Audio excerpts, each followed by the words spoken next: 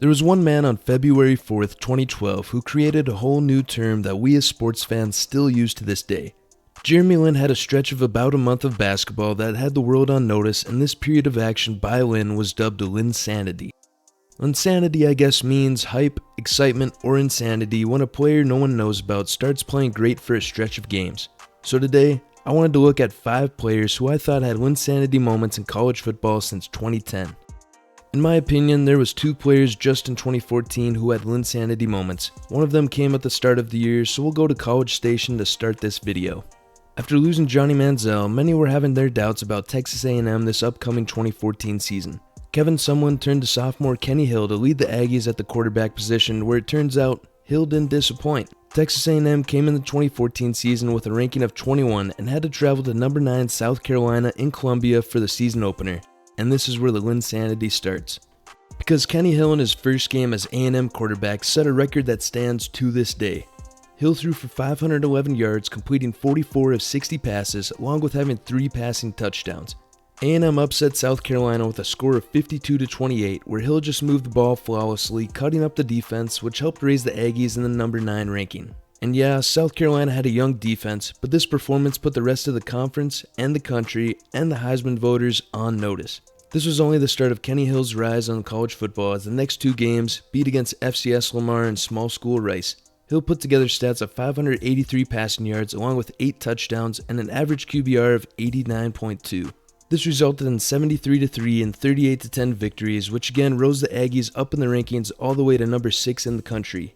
Week 4 against an SMU team who was on the downswing resulted in another A&M victory and another game where Hill put together respectable stats of 265 yards on 72 completion percentage for 2 touchdowns. Then Arkansas and Texas A&M faced each other in the Southwest Classic at the AT&T Stadium, officially started the conference season, and Texas A&M's number 6 ranking was in jeopardy. Because Arkansas was leading 28-14 at the start of the 4th quarter with A&M on their own 12-yard line. Yet Kenny Hill, or now known as Kenny Trill, led the comeback of ages, as with 12 minutes to go in the 4th, Hill completed a bomb to Edward Pope to make the game 28-21. But after a missed field goal by Arkansas with 2.5 minutes left, Hill threw another touchdown to Josh Reynolds, which tied the game and forced OT, where the first play of overtime, Hill threw a dot to give A&M the lead 35-28, which they held on for the victory. However, this was the end of Kenny Trill. Because Week 6 saw a game A&M were favored over Mississippi State, but Hill threw 3 interceptions, which led to the team's first loss of the season and had only escalated from here. All the way to a blowout 59-0 loss to Alabama, where Kenny Hill got benched during the game for throwing just 138 yards and an interception while being sacked 5 times. This benching resulted in him being benched the rest of the season, and he added a 2-game suspension. So this Linsanity moment only lasted 5 games, but at least Kenny Hill got a nickname out of it. The other player in 2014 to have a Linsanity moment came at the end of the season, actually during the first college football playoffs. When Ohio State fans saw what happened to JT Barrett in the 4th quarter of the final regular season game versus Michigan, I think they had some doubts about their upcoming postseason games. Because JT Barrett fractured his ankle, which meant 3rd stringer Cardale Jones had to step in and help these Buckeyes through a Big Ten Conference Championship game. That's right, 11-1 Ohio State were set to face 10-2 Wisconsin in the Big Ten Championship and for a spot in the first ever college football playoff bracket. But by halftime, fans were not worried as it was a 38-0 score with the game ending 59-0. Cardale Jones put on a show, only having to throw 17 times, completing 12 passes for 257 yards and getting 3 touchdowns. This win helped Ohio State secure the number 4 spot in the inaugural playoffs even after a TCU win. Ohio State snuck in but had to face Nick Saban's Alabama. Here's where fans thought Ohio State were done for, yet Cardale Jones had other plans. Yes, the game looked over early as Bama jumped out to a 21-6 lead, but OSU came back to make it 21-20 at half. Cardale Jones opened up the 3rd quarter with a 47-yard touchdown pass to make the game 27-21. A bit of back and forth until a 34-28 Ohio State lead, where Jones converted a crucial 3rd down play with a spinning 1-yard dive to keep possession and the lead. Then Ezekiel Elliott bursted for an 85-yard touchdown run to make the game 42-28. In the end, Ohio State won 42-35, with Cardale Jones going 18 for 35 for 243 yards and a touchdown, as well as 40 yards on the ground. Also helped Ezekiel Elliott ran for a Sugar Bowl record of 230 yards. Championship time where once again Jones showed up. Facing Marcus Mariota and Oregon, Cardell led Ohio State to a 21-10 halftime score where he had a passing touchdown and a rushing touchdown. Oregon brought it as close as a 21-20 Ohio State lead, then Elliott took over for 3 late touchdowns. Jones finished this game passing for 242 yards with a passing touchdown, as well as 38 rushing yards and a touchdown in the first half. This 3-game run created one of the greatest Linsanity moments in the college football world, especially since the outcome it led to. I still think these 3 games got him drafted in 2016, but that's just me. The third player I went with comes from an unconventional position to have a Linsanity moment. Penn State had a kicker in 2016 who took the college football world on fire. Walk-on Joey Julius was not your common kicker. Not because he was a high recruit or that he was number 99. It was because Julius was a little on the bigger side of kickers, having a listed weight of 271 pounds. However, Julius loved one thing when it comes to being a kicker, and that was kickoffs. The big toe, as Penn State fans knew him by from a successful 2015 season, Julius got to showcase Game 1 of 2016 to the nation who he was when he lit up the Kent State returner. Julius lowered his shoulder and met the returner at the 23-yard line where he knocked the Kent State player back to the 21-yard line. Obviously, the team and fans got fired up because, of course, the kicker did that. Then just 2 games later, Julius showcased his power against the Michigan Wolverines. In the fourth quarter, returner Jordan Lewis got to about the 20-yard line and Julius clobbered him, and where it looked like Lewis didn't even see him. This got a huge crowd reaction, and Julius looked a little hurt after the hit, but he came out alright. The returner Lewis even said he's never been hit by a kicker, never been caught by a kicker. These 2 games got the spotlight on Julius for being a big hitter, and because of being a big hitter, this led to the end of his Linsanity run.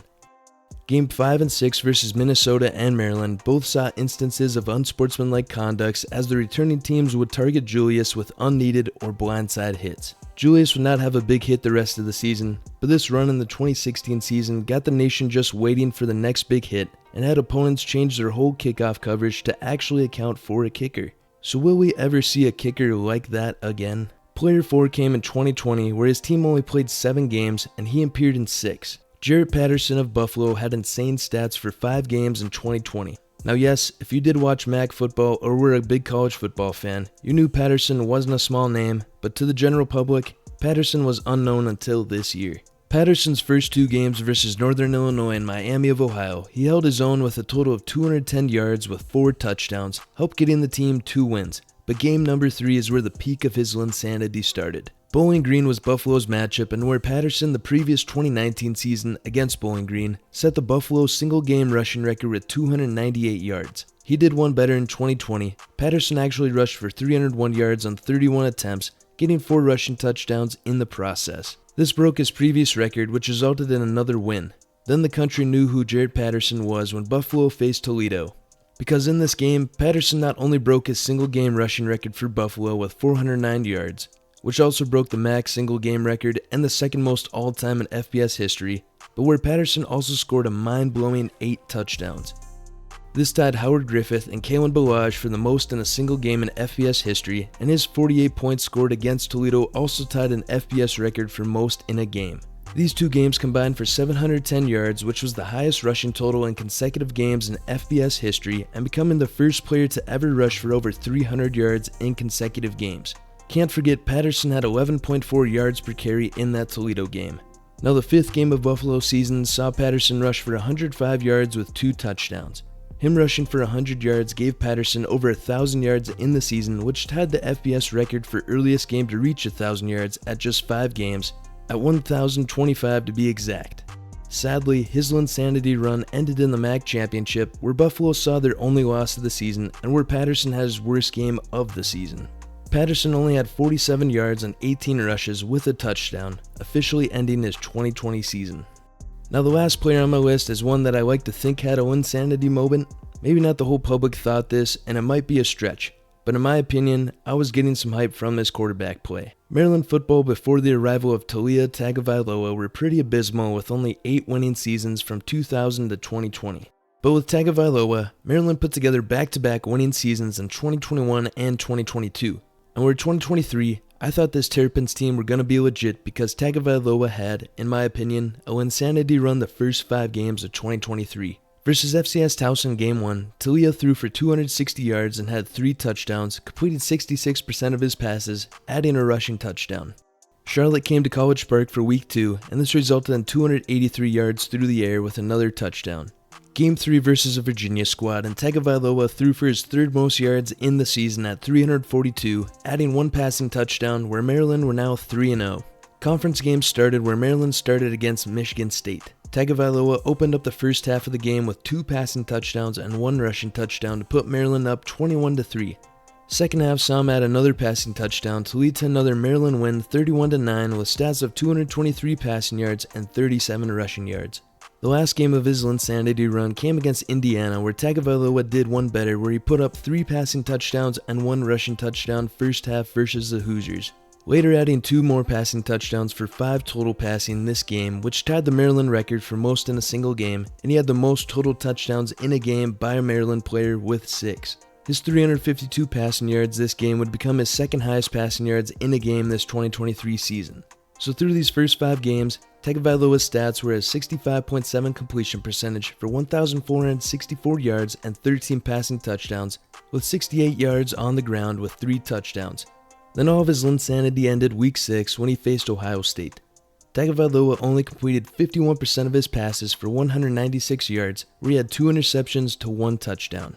After that Ohio State game, Maryland lost 3 straight games, and where Tagovailoa went quiet until his final college game, breaking the Big Ten career passing yard record.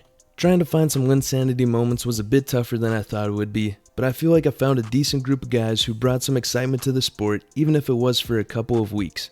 Linsanity is always a great time in any sport when it happens. Has the country rallied behind one athlete who no one really has a spotlight on? Jeremy Lin was just the first to do it, and there will no doubt be many more to carry that term with them in the future. If you wouldn't mind hitting the like button, the subscribe button, and hitting the bell notifications. Thank you.